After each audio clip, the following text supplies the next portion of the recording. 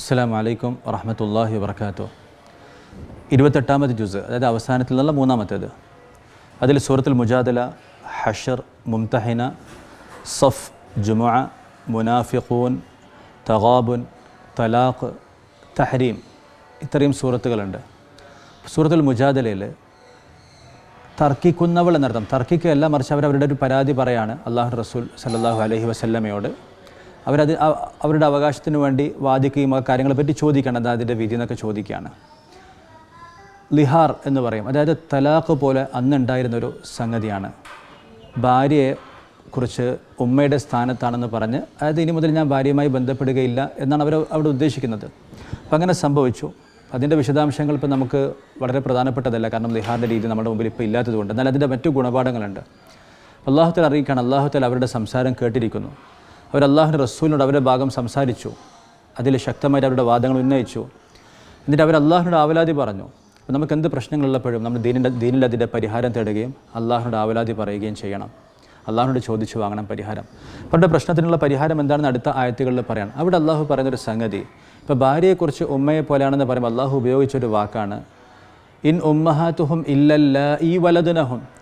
പ്രസവിച്ചവരല്ലാതെ അവരുടെ മാതാക്കൾ അല്ല തന്നെ. പ്രസവിച്ചവരല്ലാതെ അവരുടെ മാതാക്കൾ അല്ല തന്നെ. അപ്പോൾ ഇതൊരു ജനറൽ സ്റ്റേറ്റ്മെൻറ്റാണ്.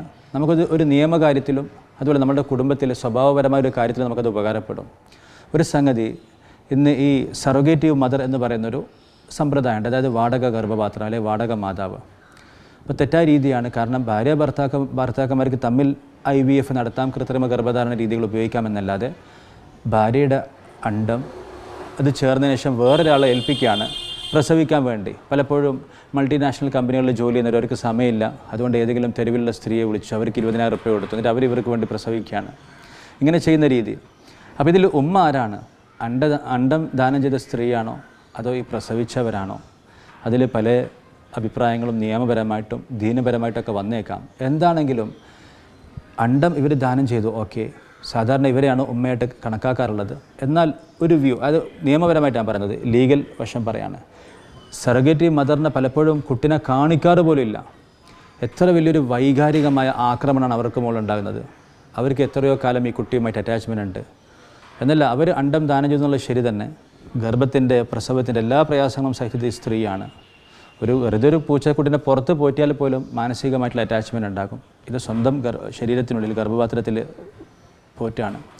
അപ്പോൾ ഇതിൽ രണ്ടുപേർക്കും അതാതിൻ്റെ റോളുള്ളത്. ഒന്നാമത് ഇത് ഹറാമായൊരു കാര്യമാണ്. എന്നാലും ഇതിൻ്റെ കുറച്ചും കൂടി അവകാശമുള്ള ഉമ്മ ആരാണ് എന്ന് ചോദിച്ചാൽ ഒരു പക്ഷേ പ്രസവിച്ചവരാണ് എന്ന് പറയുകയാണെങ്കിൽ അവർക്ക് വേണമെങ്കിൽ ഈ ആയത്തിനെ കുറിച്ച് പറയാം. ഇൻ ഉമ്മഹാതുഹും ഇല്ലല്ലാഹി വലദനഹും. പ്രസവിച്ചവരല്ലാതെ അവരുടെ മാതാക്കളല്ല തന്നെ. വിഷയം വേറെതാണെങ്കിലും ആ പറഞ്ഞ സെൻറ്റൻസും ഇതിലെന്തെങ്കിലും ഒന്ന് തീരുമാനിക്കണമല്ലോ. അപ്പോൾ ആ ഇമോഷണൽ അറ്റാച്ച്മെൻറ്റും ശരീരത്തിന് അത്രയും ഊർജ്ജവും എല്ലാം വലിച്ചെടുത്തതും എല്ലാ രക്തവും മാംസമൊക്കെ ഇവരുടേത് വെച്ചിട്ടാണ് വളർന്നത്. ആ രീതിയിൽ വേണമെങ്കിൽ ഇവരാണ് ശരിയായ മാതാവ് എന്ന് വിധിക്കേണ്ടി വന്നേക്കാം. ഞാനൊരു സൈഡ് അങ്ങനെ ഒരു വശം ഉണ്ടെന്ന് പറഞ്ഞതാണ്. രണ്ടാമത്തേത്, വിവാഹശേഷം ജോയിൻറ്റ് ഫാമിലിയിലാണ് താമസിക്കുന്നതെങ്കിൽ, ഭർത്താവിൻ്റെ വീട്ടിലാണ് താമസിക്കുന്നതെങ്കിൽ, ഭാര്യയ്ക്കും ഭർത്താവിനും എവിടെ വേണമെങ്കിലും താമസിക്കാം.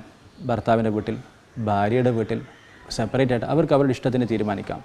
ഭാര്യയ്ക്ക് അവകാശമുണ്ട് സ്വതന്ത്രമായൊരു താമസ സൗകര്യം ചോദിക്കാൻ. അവരുപയോഗിക്കുന്ന റൂം, കിച്ചൺ, അതൊക്കെ അവർക്ക് ഇൻഡിപെൻഡൻ്റായിട്ട് വേണം എന്ന് പറയാനുള്ള അവകാശം ഭാര്യയ്ക്കുണ്ട്. എന്നാൽ ഒരു അഡ്ജസ്റ്റ്മെൻറ്റിൻ്റെ ഭാഗമായിട്ട് ഒരു സൗകര്യം ഇല്ലാത്തതിൻ്റെ പേരിലോ മറ്റോ ഭർത്താവിൻ്റെ വീട്ടിൽ താമസിക്കുകയാണെങ്കിൽ ഭാര്യ സഹകരിക്കുകയാണ്. അപ്പോൾ തിരിച്ചും അതേപോലുള്ള സഹകരണം ഉണ്ടാവണം. അവിടെ പലപ്പോഴും വൺ സൈഡായിട്ട് ആൾക്കാർ ഭർത്താവിൻ്റെ ഉമ്മയുടെ കടമകൾ മാത്രം പറയും. ഭർത്താവിൻ്റെ ഉമ്മ, എന്നിട്ട് കടമ എന്താ പറയുന്നത്? ഉമ്മാനെ പറ്റിയുള്ള ആയത്തുകളൊക്കെ ഓതും. ഉമ്മാനെ പറ്റി ഏത് ആയത്ത് നിങ്ങൾ എടുത്ത് ഓതിയാലും അവിടെ എന്തുകൊണ്ട് ആ മഹത്വം കിട്ടുന്നുണ്ട്. ഹമലത്ത് ഉമ്മുഹു കുർഹൻ, കഷ്ടപ്പെട്ട് ഗർഭം ധരിച്ചു, കഷ്ടപ്പെട്ട് പ്രസവിച്ചു. അതുപോലെ റബ്ബിർഹംഹുമാ കമാ റബ്ബയാനി സഗറ, ചെറുപ്പത്തിൽ എന്നെ പോറ്റിയതിന് പകരം റബ്ബെ ഇവർക്ക് കരുണ ചെയ്യണേ. ഭർത്താവിൻ്റെ ഉമ്മ ഗർഭം ധരിച്ചിട്ടുമില്ല, ഈ പെണ്ണിനെ പ്രസവിച്ചിട്ടുമില്ല, ചെറുപ്പത്തിൽ പോറ്റിയിട്ടുമില്ല. അപ്പോൾ ഒരിക്കലും ആര് ചമഞ്ഞാലും, ഒരിക്കലും എത്ര അഭിനയിച്ചാലും ഒരിക്കലും പെറ്റമ്മയെ പോലെ ആകൂല. ഇൻ ഉമ്മഹാതുഹും ഇല്ലല്ലാഹി വലദനഹും. പ്രസവിച്ചവരല്ലാതെ അവരുടെ മാതാക്കളല്ല തന്നെ. അതുകൊണ്ട് ഈ മരുമകൾ സാധാരണ സുഹൃത്തുക്കളുടെ ഉമ്മമാരെ പോലെ നമ്മൾ ബഹുമാനിക്കും, ആദരിക്കും. അങ്ങനെ ഭർത്താവിൻ്റെ ഉമ്മ എന്ന രീതിയിൽ ആ ബഹുമാനവും ആദരവും കൊടുക്കുക, തിരിച്ചും അതേ ബഹുമാനവും ആദരവും കാണിക്കുക എന്നല്ലാതെ നിയമപരമായിട്ട് ഉമ്മ എന്ന സ്ഥാനം ഈ സ്ത്രീയെ സംബന്ധിച്ചിടത്തോളം ഭർത്താവിൻ്റെ ഉമ്മക്കില്ല. ഭർത്താവിൻ്റെ ഉമ്മ ഭർത്താവിൻ്റെ ഉമ്മയാണ്, സ്വന്തം ഉമ്മ സ്വന്തം ഉമ്മയാണ്. ഉപ്പ് വേറെ, ഉപ്പിലിട്ടത് വേറെ. ഭർത്താവിനുള്ള സ്നേഹത്തിൻ്റെ, ബന്ധത്തിൻ്റെ, ബഹുമാനത്തിൻ്റെ പേരിൽ ഉമ്മയോട് കടമ പൂർത്തിയാക്കുമ്പം അതിൽ ഭർത്താവിനെ സഹായിക്കുന്നു.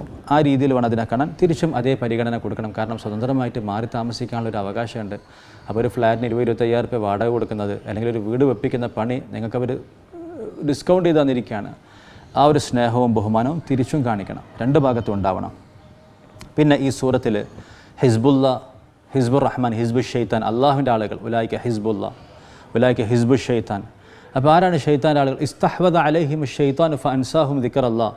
അള്ളാഹുവിൻ്റെ ദിക്ർ മറന്നു പോകുന്നവരാണ് ഷെയ്ത്താൻ്റെ ആളുകൾ. അതുകൊണ്ട് മനസ്സറിയുന്ന രീതിയിലുള്ള നമസ്കാരവും ദിക്റും ഖുർആൻ ഓതലും ഇബാദത്തുകളും ഉണ്ടെങ്കിലാണ് നമുക്ക് ഷെയ്ത്താനിൽ നിന്നും രക്ഷപ്പെടാൻ സാധിക്കുക. ഷെയ്ത്താൻ മുട്ടുകുത്തി അവസരം കാത്തേക്കാണ്. അത് ഹൃദയത്തിൽ കയറാൻ സർവ്വസജ്ജമായിട്ട് ഷെയ്ത്താൻ നിൽക്കുകയാണ്.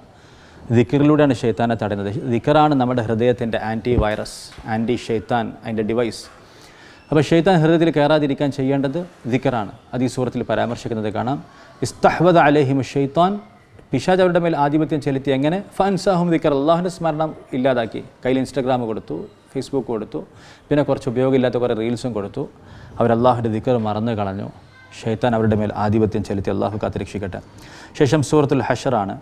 സൂറത്തുൽ ഹഷറിൽ ബനു നളീർ എന്ന് പറയുന്ന യഹൂദി ഗോത്രം കരാർ ലംഘിക്കുകയും നബി സല്ലല്ലാഹു അലൈഹി വസല്ലമയെ അപായപ്പെടുത്താൻ ശ്രമിക്കുകയൊക്കെ ചെയ്തപ്പം അവർക്കെതിരെ സ്വീകരിച്ച നടപടിയുണ്ട്. അപ്പോൾ അവർ കരുതി അവരുടെ കോട്ടകൾ ഭദ്രമാണെന്ന്.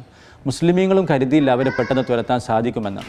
അപ്പം കൂടെ വിശ്വസിച്ചുറപ്പിച്ച് ഒരു രാജ്യത്തിൻ്റെ ഭാഗമായിട്ട് നിർത്താൻ പറ്റാത്ത ആളുകളാണെന്ന രീതിയിലുള്ള കരാർ ലംഘനവും അതുപോലെ തന്നെ നബി സല്ലല്ലാഹു അലൈഹി വസല്ലം അപായപ്പെടുത്താനുള്ള ശ്രമമൊക്കെ നടന്നപ്പം അവരെ നാടുകടത്തിയ സംഭവം സൂറത്തുൽ ഹഷറിൽ പറയുന്നുണ്ട്. അവരവരുടെ കോട്ടകൾ ഭദ്രമാണെന്ന് കരുതി, എന്നാൽ അവർ പ്രതീക്ഷിക്കാത്ത വഴിയിലൂടെ അള്ളാഹു അവരെ പിടികൂടി.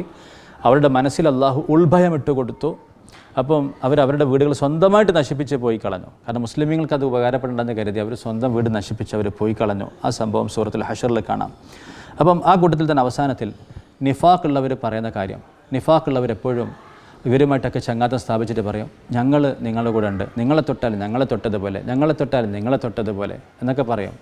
ഇന്ന് പല അറബികളും പല ഈ രാജ്യങ്ങളൊക്കെ പോയിട്ട് ഇസ്ലാമിൻ്റെ ശത്രുക്കളോട് കരാറുണ്ടാക്കുന്നത് പോലെ, അവരുടെ സേഫ്റ്റി, സെക്യൂരിറ്റി എന്നൊക്കെ പറഞ്ഞുകൊണ്ട് അവരുമായി ചങ്ങാത്തം സ്ഥാപിക്കുന്നത് പോലെ ഇവരും ചെയ്തു. പക്ഷേ ഒരു മുസ്ലിമീങ്ങൾ ഉണർന്നു കഴിഞ്ഞാൽ, അവരുടെ ഭാഗത്ത് നിന്ന് ശരിയായ നടപടി ഉണ്ടായിക്കഴിഞ്ഞാൽ നിങ്ങൾ രക്ഷിക്കാൻ ഏൽപ്പിച്ചവരും ഉണ്ടാവില്ല, ഈ കൂടെ കൂടാമെന്ന് പറഞ്ഞ മുനാഫിക്കുകളും ഉണ്ടാവില്ല. പിന്നെ ഈ സൂറത്തിൻ്റെ അവസാനത്തിൽ യാ അയ്യുഹല്ലദീന ആമനു തഖുല്ലാ എന്ന് പറഞ്ഞ് വളരെ ശക്തിയായിട്ടുള്ള റിമൈൻഡറുകളുണ്ട്. നിങ്ങൾ അള്ളാഹുവിനെ സൂക്ഷിക്കണം, നാളത്തേക്ക് എന്ത് ചെയ്തു വെച്ചു എന്നൊന്ന് പരിശോധിക്കണം. അപ്പം എപ്പോഴും നമ്മൾ സ്വന്തത്തൊന്ന് ഹിസാബ് ചെയ്യണം. ഹിസാബിൻ്റെ മൈതാനത്ത് നിൽക്കുന്നത് പോലെ വളരെ കൂലങ്കഷമായിട്ട് നമ്മളെ ടൈറ്റായിട്ടൊന്ന് ഹിസാബ് ചെയ്യണം, നാളത്തേക്ക് എന്തൊരുക്കിയെന്നറിയാൻ വേണ്ടി. അള്ളാഹുവിനെ മറന്നവരെ പോലെ നിങ്ങളാകരുത്. അള്ളാഹു അവരെ തന്നെ മറപ്പിച്ചു കളഞ്ഞു. അള്ളാഹുവിനെ മനുഷ്യൻ മറന്നു കഴിഞ്ഞാൽ മനുഷ്യന് സ്വന്തം ഗുണം എന്താണെന്ന് പോലെ മറന്നു പോകും. പല രീതിയുണ്ട്. ഒരാൾ ഇൽമുണ്ട് എന്നിട്ട് ഇൽമില്ലാത്തതുപോലെ പ്രവർത്തിക്കുന്ന അവസ്ഥ, അതുപോലെ തന്നെ ദീനിൽ ചെയ്യേണ്ട കാര്യങ്ങൾ ചെയ്യാതെ, അതുപോലെ തന്നെ സ്വന്തത്തിൻ്റെ പദവി മറന്നു പോകുന്ന അവസ്ഥ, അള്ളാഹുവിനെ മറന്നാൽ ഉണ്ടായിപ്പോകുന്ന അവസ്ഥകൾ അള്ളാഹുത്തല ഖേദിച്ച് മടങ്ങാൻ നമുക്ക് തൗഫീക്ക് തരട്ടെ. ഒരിക്കലും നമ്മളെ മറന്നു പോകരുത്. അതുപോലെ ഇന്ന് പാശ്ചാത്യരുടെ ജീവിതമൊക്കെ നോക്കിക്കഴിഞ്ഞാൽ അവർക്ക് മക്കളൊന്നുമില്ല. നല്ലോണം കല്യാണം കഴിച്ച് മര്യാദയ്ക്ക് ജീവിക്കുന്നതിന് പകരം അവർ കരുതി കല്യാണം ഒരു കെട്ടാണ്, എങ്ങനെയോ ജീവിച്ചാൽ മതി. അവസാനം മക്കളില്ല, മക്കളെ നോക്കാനില്ല, പിന്നെന്താ നോക്കുന്നത്? മനുഷ്യൻ പട്ടിക്കുട്ടികളെ നോക്കി നടക്കാൻ, അതിൻ്റെ വേസ്റ്റൊക്കെ വാരുന്നു. ഈ ഉപകാരങ്ങൾക്ക് മക്കൾക്കും മാതാപിതാക്കൾക്കൊക്കെ ചെയ്തു കൊടുത്തൂടെ? അത് ചെയ്താൽ ഭയങ്കര മോശമാണ്. അവരൊക്കെ വൃദ്ധസ്ഥാനത്തിൽ കൊണ്ടുപോയിട്ട് ഇപ്പോൾ അവസാനം കൂടെ ഉള്ളത് കുറേ ഈ ജന്തുക്കളും മൃഗങ്ങളൊക്കെ ഉള്ളത്. അവരല്ലാഹുവിനെ മറന്നു, അവരെ തന്നെ മറന്നു. ഈ ഖുർആൻ ഒരു പർവ്വതത്തിലാണ് ഇറങ്ങിയിരുന്നതെങ്കിൽ ആ പർവ്വതം പേടിച്ച് വിറക്കുന്നതായിട്ട് നിങ്ങൾക്ക് കാണാൻ സാധിക്കുമായിരുന്നു. ശേഷം അള്ളാഹുവിൻ്റെ പരിശുദ്ധമായ നാമങ്ങളൊക്കെ പറയുന്നുണ്ട്. സൂറത്തുൽ മുംതഹിന, നിഷേധികളുമായുള്ള ബന്ധം, അള്ളാഹുവിൻ്റെ ദീനിൻ്റെ ശത്രുക്കളായിട്ട് കഴിയുന്നവർ, നമ്മളുമായിട്ട് രമ്യതയിൽ കരാറിൽ കഴിയുന്ന, അത് 4 വിഭാഗക്കാരായിട്ട് തിരിക്കും. ഒന്ന് യുദ്ധശത്രുക്കളാണ്, ഹർബിയാണ്. പിന്നെ 3 കാറ്റഗറി ഉണ്ട്. ആ 3 നമ്മൾ ഒന്നായിട്ടാണ് പറയാം. ദിമ്മിയുണ്ട്, നമ്മുടെ സംരക്ഷണത്തിന് കീഴ് കരാറുള്ള അവിശ്വാസികൾ. മുആഹിദ്, അത് അവർ വേറെയാണ്, പക്ഷേ നമ്മളുമായിട്ട് കരാറുണ്ട്. ദിമ്മി നമ്മുടെ കീഴിലാണ്, നമ്മളുമായിട്ട് കരാറുണ്ട്. മുസ്തഅമിൻ, താൽക്കാലികമായിട്ട് അഭയം ചോദിച്ച് വരുന്ന ആളുകൾ. മുആഹിദ്, ദിമ്മി, മുആഹിദ്, മുസ്തഅമിൻ. അപ്പോൾ ഇവരെ നമ്മൾ ഒരു രീതിയിലാണ് കാണുക, ഹർബികൾ വേറെ രീതിയിലാണ് കാണുക. അവരുമായിട്ട് യുദ്ധശത്രുക്കളാണ് അവരുമായിട്ടുള്ള ചങ്ങാത്തൊക്കെ സൂക്ഷിക്കേണ്ടതുണ്ട്. അപ്പോൾ നബി സല്ലല്ലാഹു അലൈഹി വസല്ലം മക്കം ഫതഹിന് വേണ്ടി യാത്ര ചെയ്യുമ്പം ഹാത്തിബ് ഇബ്നു അബി ബൽതഅ എന്ന സഹാബി തൻ്റെ കുടുംബത്തെ സുരക്ഷിതമാക്കാൻ നബിതങ്ങൾ മക്കയിലേക്ക് വരുന്നു എന്ന വിവരം ഒരു സ്ത്രീ മുഖാന്തരം, ഒരു ഭൃത്യ മുഖാന്തരം എഴുതി വിടാണ്. അദ്ദേഹത്തിൻ്റെ ഉദ്ദേശം ഖുറൈശികളെ ഉണർത്തിയിട്ട് നബിതങ്ങൾക്കെതിരെ ഏറ്റുമുട്ടാൻ സജ്ജമാക്കലായിരുന്നില്ല, മറിച്ച് അദ്ദേഹത്തിൻ്റെ കുടുംബത്തെ സുരക്ഷിതമാക്കാൻ വേണ്ടി അദ്ദേഹം എഴുതണം. കാരണം അദ്ദേഹം പറഞ്ഞു, എനിക്ക് കുടുംബക്കാരില്ല അവിടെ, എന്നെ നോക്കാൻ ആരുമില്ല, അപ്പോൾ എൻ്റെ കുടുംബത്തിൻ്റെ സുരക്ഷയ്ക്ക് വേണ്ടി അവർക്ക് വിവരം കൊടുത്തതാണ്. എന്നാൽ യുദ്ധസമയത്ത് ഇതുപോലത്തെ പ്രവൃത്തി വളരെ അപകടമായിട്ടാണ് കണക്കാക്കുക. നബി സല്ലല്ലാഹു അലൈഹി വസല്ലം ആ വൃത്തിയെ പിടിക്കാൻ വേണ്ടി ആളെ പറഞ്ഞയച്ചു. അലി റളിയല്ലാഹു അൻഹു അടങ്ങുന്ന സംഘം. അവർ പോയപ്പോൾ ആ സ്ത്രീ പറഞ്ഞില്ല, അങ്ങനെ ഒരു സംഗതി ഇല്ല, ഒരു കത്തൊന്നും എൻ്റെ കയ്യിലില്ല. ഡ്രസ്സ് ഊരി പരിശോധിക്കണമെന്ന് വെച്ചപ്പോഴേക്ക് പറഞ്ഞു, മുടിൻ്റെ ഉള്ളിൽ അത് എടുത്തു കൊടുത്തു. അപ്പോൾ നബി സല്ലല്ലാഹു അലൈഹി വസല്ലം തങ്ങളുടെ നീക്കത്തെപ്പറ്റി ഇങ്ങനൊരു വിവരം കൊടുത്തെന്ന് പറയുമ്പോൾ സഹാബികൾക്കൊക്കെ വളരെ ദേഷ്യം വന്നു. ഉമർ റളിയല്ലാഹു അൻഹു പറഞ്ഞു, നബി ഒറ്റയടിക്ക് കൊന്നാലാണെന്ന് പറഞ്ഞു. നബി സല്ലല്ലാഹു അലൈഹി വസല്ലം പറഞ്ഞു, അദ്ദേഹം ബദറിൽ പങ്കെടുത്ത സഹാബിയാണ്, അല്ലാഹു തആല അദ്ദേഹത്തിന് എല്ലാ പാപങ്ങളും പുറത്തു കൊടുത്തിരിക്കാം, നിങ്ങൾക്ക് എന്തറിയാം. അദ്ദേഹം പറഞ്ഞു, നബി എൻ്റെ ഉദ്ദേശം ഇതാണ്. അപ്പോൾ അദ്ദേഹം ഖുറൈശികളെ നബി തങ്ങൾക്കെതിരെ തിരിക്കാനോ തങ്ങൾ അപകടത്തിലാക്കാനോ ഉദ്ദേശിച്ചിട്ടേ ഇല്ല. അദ്ദേഹത്തിൻ്റെ കുടുംബത്തിൻ്റെ കാര്യം സേഫാക്കാൻ നോക്കിയതാണ്, അറിയാതെ സംഭവിച്ചു പോയതാണ്. ഈ സൂറത്തിൻ്റെ മുഴുവൻ തീം ഈ വിഷയമാണ്. അതുകൊണ്ട് ഇങ്ങനെയുള്ള തെറ്റുകൾ നിങ്ങൾ ഒരിക്കലും ആവർത്തിക്കരുതെന്ന് പറഞ്ഞു. അങ്ങനെ മുംതഹിനിൽ 8-ാമത്തെ ആയത്തും 9-ാമത്തെ ആയത്തും കാണാം. നമുക്ക് ശരിയായിട്ട് വിവരിച്ചു കൊടുക്കാൻ പറ്റുന്ന 2 ആയത്തുകൾ. അള്ളാഹു നിങ്ങളെ തടയുന്നില്ല, നിങ്ങളോട് ദീനിൻ്റെ പേരിൽ യുദ്ധം ചെയ്യാത്ത, നിങ്ങളെ വീടുകളിൽ നിന്നും പുറത്താക്കാത്ത ആളുകളോട് നന്മ ചെയ്യാൻ, അവർക്ക് ഉപകാരം ചെയ്യുന്നത്, അല്ലെങ്കിൽ അവരോട് ഏറ്റവും നല്ല രീതിയിൽ വർത്തിക്കുന്നതിന് അള്ളാഹു വിലക്കുന്നില്ല. അള്ളാഹു നിങ്ങളെ വിലക്കിയിട്ടുള്ളത് നിങ്ങളോട് ദീനിൻ്റെ പേരിൽ യുദ്ധം ചെയ്യുന്ന, നിങ്ങളെ വീടുകളിൽ നിന്ന് പുറത്താക്കുന്നവരെ സഹായിക്കുന്ന, അവരോട് ബന്ധം പാടില്ലെന്നാണ്. അവരുമായി ആരെങ്കിലും ബന്ധം സ്ഥാപിച്ചാൽ അവർ അക്രമിയാണ്. അപ്പോൾ ഇവിടെ ഏറ്റവും വലിയ അക്രമികളായ മുസ്ലിമീങ്ങളെ കൊല്ലുന്ന, വീട്ടിൽ നിന്ന് പുറത്താക്കുന്നവരെ സഹായിക്കുന്ന, അവർക്ക് ആയുധങ്ങൾ കൊടുക്കുന്ന, ആയുധങ്ങൾ കൊടുത്തിട്ട് നേരെ വീടുകളിൽ പോയി കൊല്ലാൻ പറയുന്ന ഇസ്രായേലുമായിട്ട് ചില അറബ് രാജ്യങ്ങൾ അവരുടെ പരിമിതി കാരണം, അവരുടെ താല്പര്യങ്ങൾ കാരണം ചങ്ങാത്തം സ്ഥാപിക്കാൻ ശ്രമിച്ചു, നോർമലൈസേഷൻ എന്ന പേരിൽ. അപ്പോൾ നോർമലൈസേഷൻ ചെയ്യുന്നതിൻ്റെ ഭാഗമായിട്ട് UAE നോർമലൈസ് ചെയ്തു, അടുത്തത് സൗദി ചെയ്യും, ബഹ്റൈൻ ചെയ്തു, സൗദി ചെയ്യും, ഇന്നല്ലെങ്കിൽ നാളെ എന്ന് പറഞ്ഞിരിക്കുന്ന സമയത്താണ് മക്കയിൽ ഇമാം സുദൈസ് ഖുതുബ വന്നത്. അദ്ദേഹം ഈ സൂറത്തിലെ 8-ാമത്തെ ആയത്ത് ഓതുകയും 9-ാമത്തെ ആയത്ത് സൗകര്യപൂർവ്വം വിട്ടുകളയുകയും ചെയ്തു. അദ്ദേഹത്തിൻ്റെ പ്രീ ഹിസ്റ്ററി, ആ സാഹചര്യം വളരെ ആംനെ സാമ്നെ എന്ന് പറയും, അതായത് മുഖാമുഖമായിട്ടുള്ള 2 ആയത്ത്. മൈത്രി ബന്ധം ആരോട് ആകാം, ആരോട് പാടില്ല എന്നിടത്ത് ആരോട് ആകാം എന്നത് മാത്രം ഓതുകയും, എന്നിട്ട് യഹൂദികളുമായുള്ള ബന്ധത്തിൽ സാധാരണ ഞാൻ നേരത്തെ പറഞ്ഞ 3 കാറ്റഗറിയിൽ വരുന്നവരോട് ഇടപാട് നടത്തിയത്, അവരുമായിട്ട് നല്ല ബന്ധം സ്ഥാപിച്ച സംഭവങ്ങൾ മാത്രം പറഞ്ഞിട്ട് കുറേ അർദ്ധസത്യങ്ങളും കളവിലേക്ക്, ദുർവ്യാഖ്യാനത്തിലേക്കുള്ള ഏണിയും വെച്ച് പോയി കളഞ്ഞു. കാരണം രാജാവ് നാളെ നോർമലൈസ് ചെയ്യുകയാണെങ്കിൽ അതിനൊക്കെ ഖുർആനിൽ കറക്റ്റ് ആയത്തുണ്ടായിരിക്കണം. അപ്പോൾ 8-ാമത്തെ ആയത്ത് ഓതുകയും 9-ാമത്തെ ആയത്ത് ഒഴിവാക്കുകയും ചെയ്തു. നിങ്ങൾക്ക് ആ സമയത്തുള്ള ഖുതുബ പരിശോധിച്ചാൽ മനസ്സിലാകും. നിങ്ങൾ അതിനെക്കുറിച്ച് വിശദമായിട്ട് പറയുന്ന ക്ലിപ്പുണ്ട്.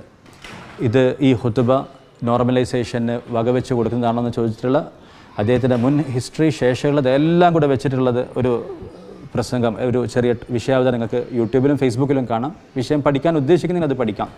എന്താണെങ്കിലും ഇവിടെ 8-ാമത്തെ ആയത്തിൽ ആരോട് ബന്ധമാകാം, ആരോട് ബന്ധം പാടില്ല എന്ന് കൃത്യമായി വിശദീകരിച്ചിട്ടുണ്ട്. ശേഷം സൂറത്ത് സഫാണ്. സൂറത്ത് സഫിൽ അള്ളാഹു തആല അള്ളാഹുവിൻ്റെ മാർഗത്തിൽ നിരനിരയായി നിൽക്കുന്ന സഫിന് അള്ളാഹു ഇഷ്ടപ്പെടുന്നു, ഉറച്ച കെട്ടിടം പോലെ എന്നൊക്കെ വിശദീകരിക്കുന്നതാണ്. ഏറ്റവും ഉയർന്ന അമലാണ് ഇസ്ലാമിൻ്റെ ഇസ്സത്ത് കാത്തു സൂക്ഷിക്കുന്ന, ശത്രുക്കളെ നിലക്ക് നിർത്തുന്ന, അവരിങ്ങോട്ടേക്ക് വരുന്നതിന് അഡ്വാൻസ് ആയിട്ട് തടയുന്ന ഏർപ്പാടാണ് അള്ളാഹുവിൻ്റെ മാർഗത്തിലുള്ള ധർമ്മസമരം.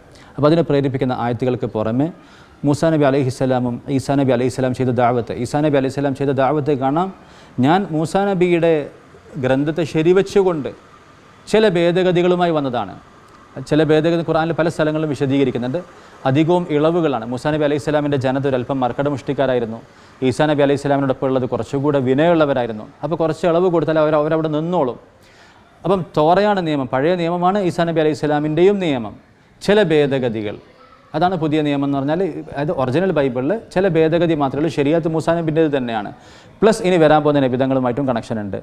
അപ്പോൾ മുബഷിറൻ, ഞാൻ സന്തോഷ വാർത്ത അറിയിക്കുകയാണ്, അഹ്മദ് എന്ന പേരിലൊരു നബി വരും. അപ്പോൾ മൂസാ നബി അലൈഹി സ്വലാമിൻ്റെ ഗ്രന്ഥത്തെ അംഗീകരിച്ചുകൊണ്ടും ഇനി വരാനുള്ള നബിയെക്കുറിച്ച് സന്തോഷ വാർത്ത അറിയിച്ചുകൊണ്ടും ആ പഴയ നിയമത്തിൽ ചില ലഘൂകരണങ്ങളുമായി ഞാൻ വന്നിരിക്കുന്നു. അപ്പോൾ നിങ്ങൾ ബൈബിളൊക്കെ പഠിക്കാൻ ഉദ്ദേശിക്കുന്നെങ്കിൽ, മതതാരതമ്യം പഠിക്കാൻ ഉദ്ദേശിക്കുന്നെങ്കിൽ ഈ പറയുന്ന കാര്യങ്ങൾ നിങ്ങൾക്ക് ഫസ്റ്റത്തെ പടിയിലൊരു മുതൽക്കൂട്ടാകും. അതിനുവേണ്ടി വിവരിച്ചതാണ്. ശേഷം അള്ളാഹു തആല ചോദിക്കുകയാണ്, സത്യവിശ്വാസികൾ നിങ്ങൾക്ക് ഏറ്റവും നല്ല കച്ചവടം അറിയിച്ചു തരട്ടെ. അള്ളാഹുലും റസൂലും വിശ്വസിക്കുകയും അള്ളാഹുവിൻ്റെ മാർഗ്ഗത്തിൽ പോരാടുകയും ചെയ്യലാണ്. സത്യവിശ്വാസികൾ നിങ്ങൾ ദീനിൻ്റെ സഹായികളായി മാറണം. ഈസാ നബി അലൈഹിസ്സലാം ഹവാരികളോട് പറഞ്ഞതുപോലെ പോരാട്ടത്തെക്കുറിച്ച് പറഞ്ഞു. ഇനി അതല്ലാതെയും ദീനിൻ്റെ സഹായികളാകാൻ ദഅവത്തിലൂടെ അതുപോലെ തന്നെ മറ്റു ദീനിനു വേണ്ടി ചെയ്യുന്ന സേവനങ്ങളിലൂടെ ദീനിൻ്റെ സഹായികളായി മാറണം എന്ന് അള്ളാഹു തആല ആവശ്യപ്പെടുകയാണ്.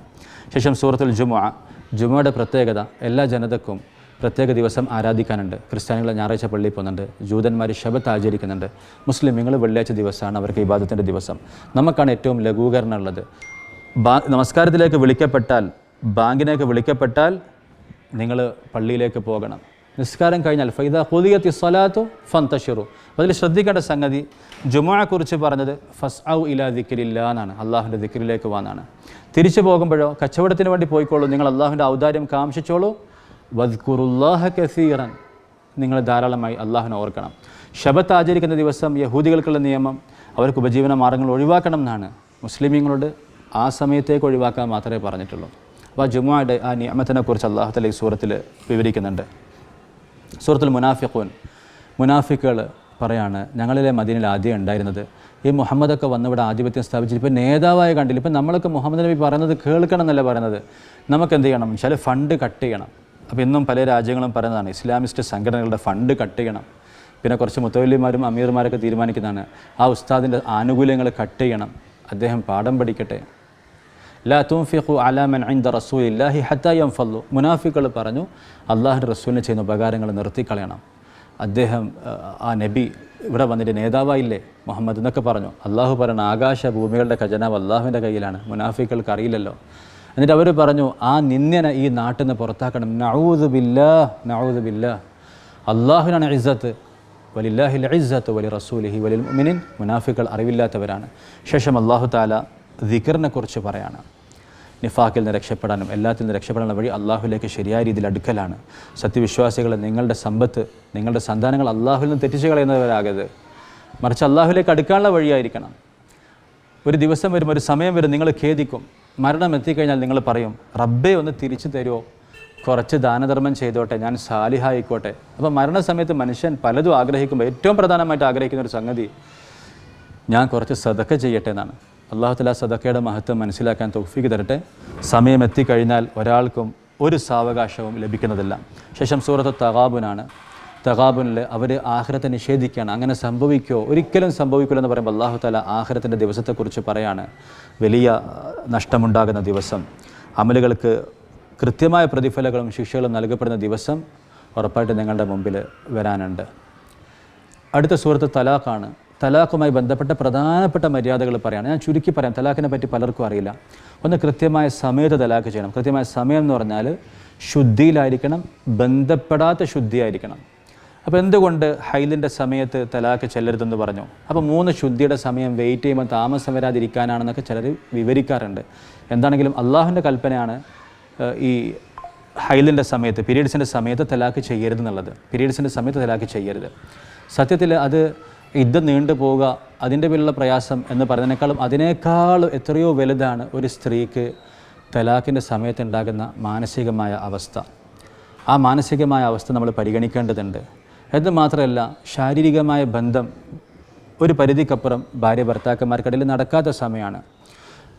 അപ്പം ആ ഒരു ഇൻറ്റിമസിയിൽ കുറവുള്ള സമയം, കുറവെന്ന് പറഞ്ഞാൽ സാധാരണ സമയത്തിൽ നിന്നുള്ള വ്യത്യാസം ഉണ്ടെന്ന് അർത്ഥം. അതല്ലാതെ ഒരുമിച്ച് നിൽക്കാൻ പാടില്ലെന്നോ വേറെ ഒരു സംഗതിയും പാടില്ലെന്നല്ല, പൂർണ്ണമായ രീതിയിലുള്ള ഇൻറ്റിമസി ഇല്ലെന്ന് മാത്രമേ ഉള്ളൂ. ഇനി ആ സമയത്ത് പലപ്പോഴും അവരുടെ മൂഡ് ചേഞ്ച്, പല രീതിയിലുള്ള മാനസികമായിട്ടുള്ള ഒരു സൈക്കിൾ പല സ്ത്രീകളും കടന്നു പോകാറുണ്ട്. അപ്പോൾ അതിനെ പരിഗണിച്ചുകൊണ്ടും ഈ ഹൈലിൻ്റെ സമയത്ത് തലാഖ് ചെയ്യാതിരിക്കുമ്പം സ്ത്രീകളെ സംബന്ധിച്ചിടത്തോളം വളരെ സേഫാണത്. രണ്ടാമത് ശുദ്ധിയുടെ സമയം, കുളിച്ച് ശുദ്ധിയായി വരുന്ന സമയത്ത് അവരുമായി ബന്ധം സ്ഥാപിക്കാതെയാണ് തലാഖ് ചെയ്യുന്നത്. എന്ന് പറഞ്ഞാൽ ഇവർ രണ്ടും ഏറ്റവും അടുക്കാനും ഒന്ന് ഇരുന്ന് സംസാരിക്കാനും ഇൻറ്റിമസി സ്ഥാപിക്കാനും ഒക്കെ സഹായിക്കുന്ന സമയത്താണ്. ആ സമയത്തേക്ക് കരുതി വെച്ച് ആലോചിച്ചുറപ്പിച്ചാണ് വേണോ വേണ്ടേ എന്ന് തീരുമാനിക്കുകയും തലാഖ് ചെയ്യുകയും.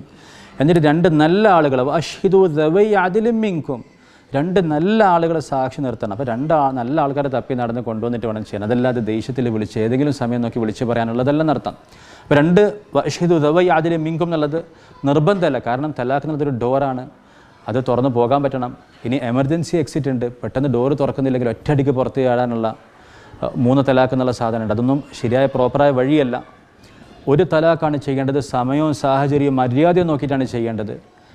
എന്നിട്ട് കാത്തിരിക്കണം. നിങ്ങൾക്ക് സമയമുണ്ട്, 3 ശുദ്ധിയുടെ സമയം. ഒന്നും അത് പുതിയൊരു നിക്കാഹൊന്നും ഇല്ലാതെ തന്നെ വെറുതെ അല്ലെങ്കിൽ തിരിച്ചെടുക്കുന്നു എന്നൊരു വാക്കിലൂടെ തന്നെ നിങ്ങൾക്ക് അവരെ തിരിച്ചെടുക്കാം. ഒരു മദ്ഹബ് അനുസരിച്ച് വെറുതെ ഒന്നും ചെയ്യേണ്ട, ഒന്നിച്ച് നിന്നാൽ മതി. തിരിച്ചെടുക്കുന്നു എന്ന് പറഞ്ഞാൽ മതി. അടുത്ത അഭിപ്രായം എന്താണെങ്കിലും ഇത്ര മതി. നിക്കാഹ് വേണ്ട, മഹർ വേണ്ട, വേറെ ആരും വേണ്ട, ഒന്നും വേണ്ട. ഇനി ആ സമയം കഴിഞ്ഞാലോ, ആ സമയം കഴിയുന്നതോടുകൂടെ ഈ സ്ത്രീ വേർപെട്ടു. 1 തലാഖ് ചെയ്തുള്ളൂ, ഈ സ്ത്രീ പൂർണ്ണമായി ഇദ്ദേഹത്തിന് വേർപെട്ടു. ഇനി എന്ത് ചെയ്യണം? ഇനി ഇവർക്ക് രണ്ടാൾക്കും ചേരണമെങ്കിൽ ഇവർ തമ്മിൽ ചേരാനാണ് ഏറ്റവും നല്ലത്. ഇവരെ തമ്മിൽ ചേർക്കാനാണ് എല്ലാവരും ശ്രമിക്കേണ്ടത് ആ കാലയളവിലും.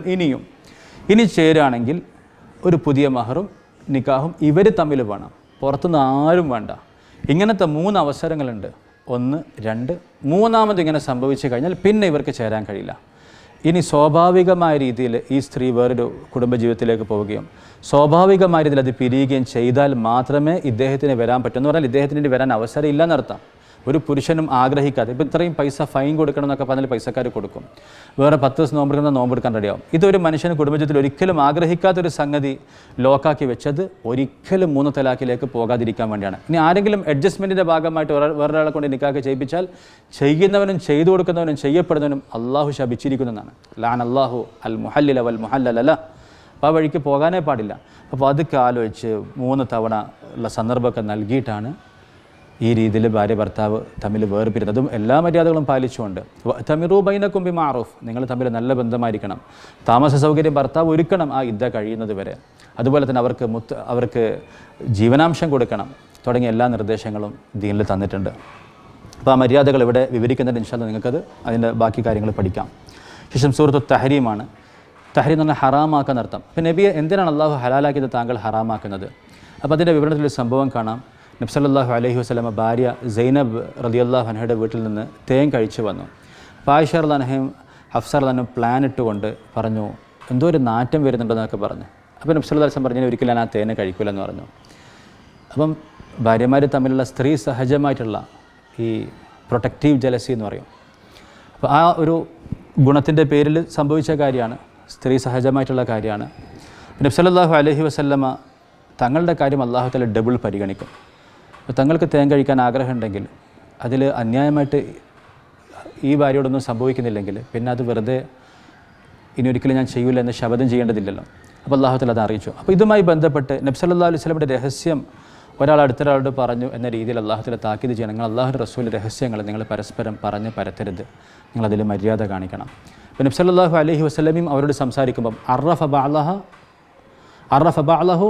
വ അഅറദ അൻ ബഅൽ, അറഫ ബഅലഹ വ അഅറദ അൻ ബഅൽ. അല്ലാഹു അതിൻ്റെ വാചകം നോക്കണം. എന്താണെങ്കിലും ചില കാര്യങ്ങൾ അറിയിച്ചു, ചിലത് പറഞ്ഞില്ല. അതായത് നമുക്കൊരാളെ പറ്റി ഒരു ആക്ഷേപം പറയാനുണ്ടെന്ന് കരുതുക, ഒരു കുറ്റം പറയാനുണ്ടെന്ന് കരുതുക.